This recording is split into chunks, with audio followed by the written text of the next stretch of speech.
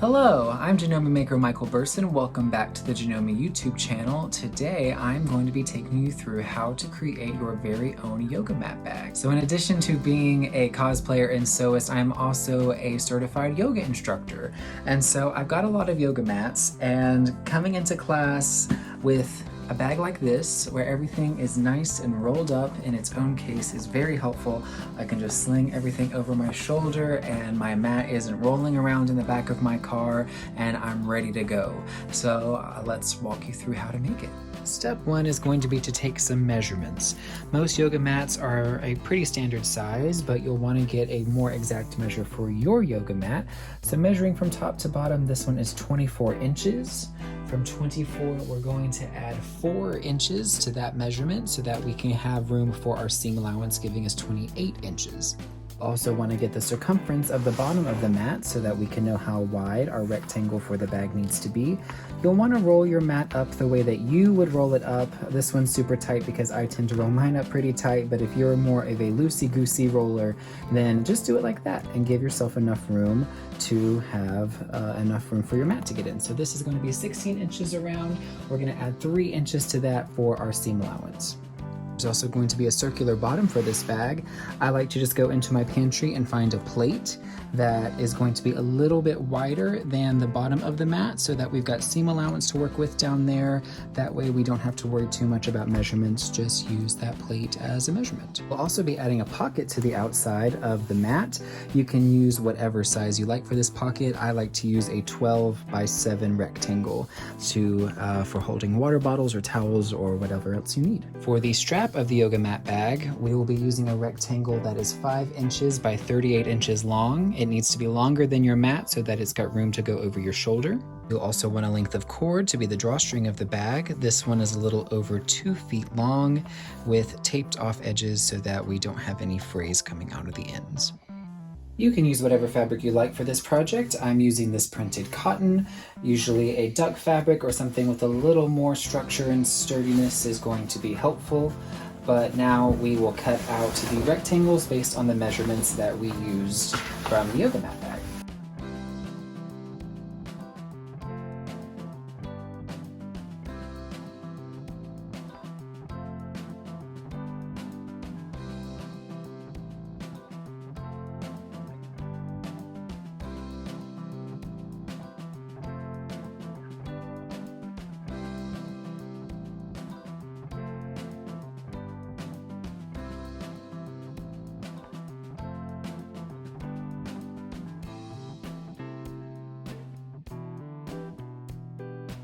To prevent these raw edges from fraying from the inside of the bag, I'm going to go ahead and give them a serge.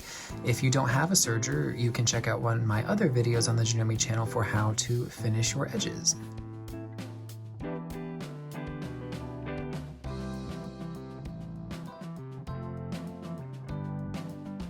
Now that we have all of our pieces nice and serged, we can take them over to the ironing board. With a pocket, all we need to do is fold the edges so that all of those will be on the inside of the pocket.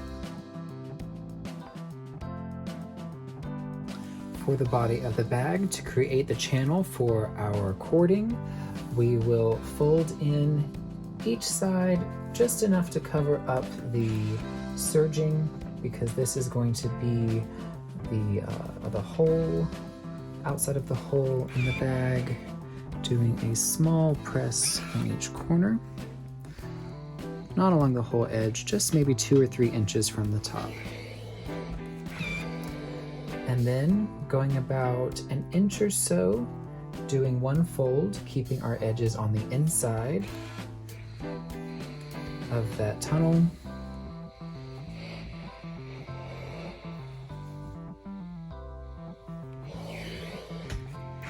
And then folding over one more time. Remembering to keep those edges tucked in, just about an inch or so, just enough room for a channel for the cording to go through after the bag has been sewn together. For the strap, we'll start with a center fold, folding the entire thing in half and giving it a press along the length.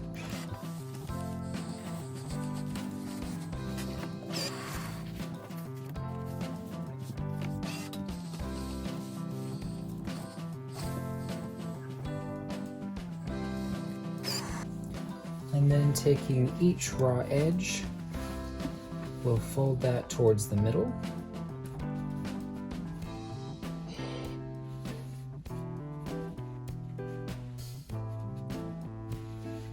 And give that crease a press.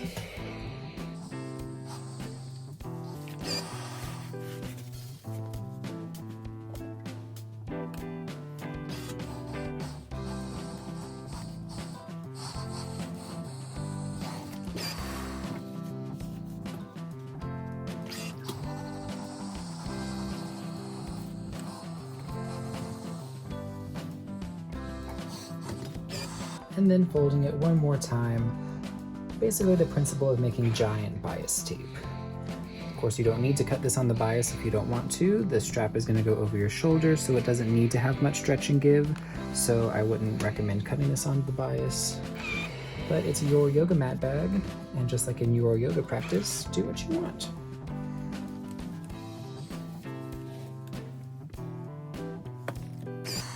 Now that pressing is done, we can start assembling the bag in 2 stages. The first will be a preparatory stage, so we'll be stitching a line along the top of the pocket.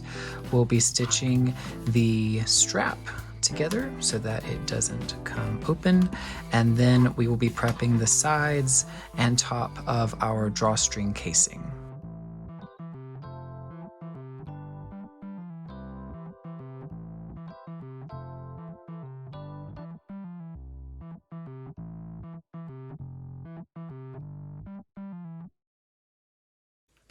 We'll now sew the outside of the pocket about halfway, maybe a little higher than halfway, wherever you like it to be, not too high up so it doesn't get caught up in the closure, but about halfway, pinning it in place and then sewing around the edges and making sure to back stitch along the top so that we have lots of support for this pocket.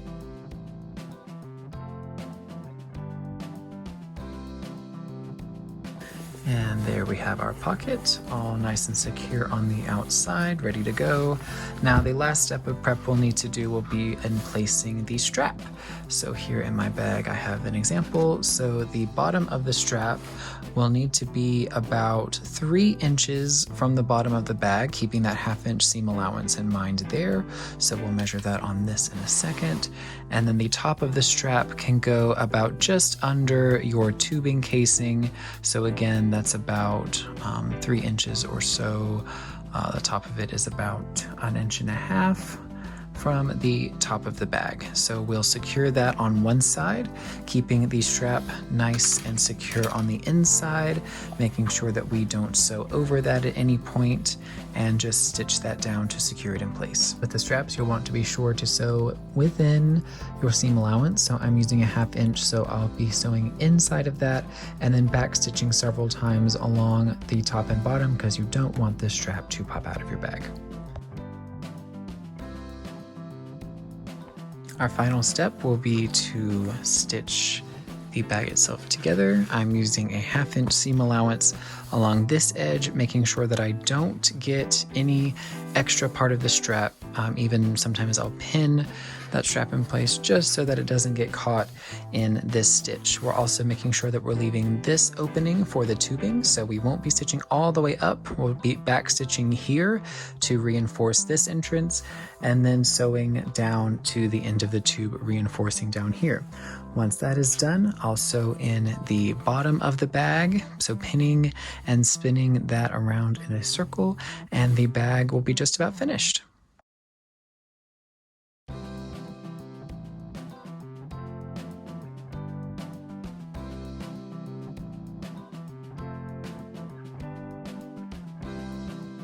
From here, we turn the work inside out.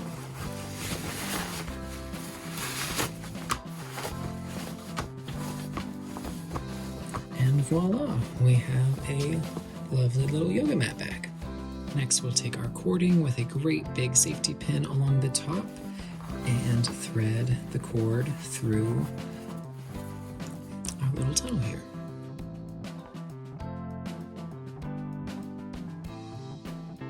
And then here we have our completed yoga mat bag, complete with pocket, great for towel, water bottles, or anything else. It has its drawstring pulls so your yoga mat isn't going anywhere, and it has its strap for easy carry on the go wherever you go.